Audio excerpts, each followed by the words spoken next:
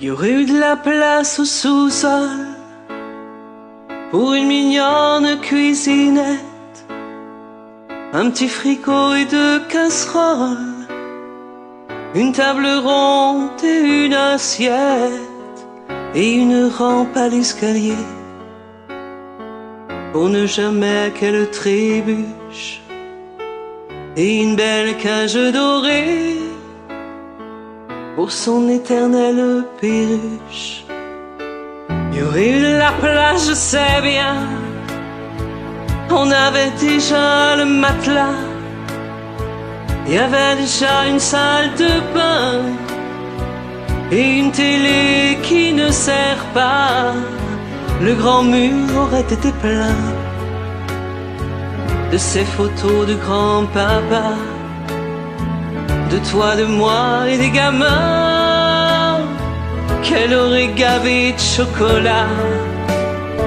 Bien sûr qu'elle s'est laissée mourir, elle aimait pas les étrangers. Bien sûr ça la faisait pas rire de jouer aux cartes, de jouer au dés. C'était une femme de maison, c'était une mère de famille, d'une grande fille pas gentille qu'il a laissée à l'abandon. Bien sûr qu'elle a dû espérer qu'on prenne soin de ses vieux jours et qu'on revienne la chercher quand elle appelait au secours du fond de son maudit foyer, quand elle tremblait de tous ses membres. Par chance que Dieu est arrivé,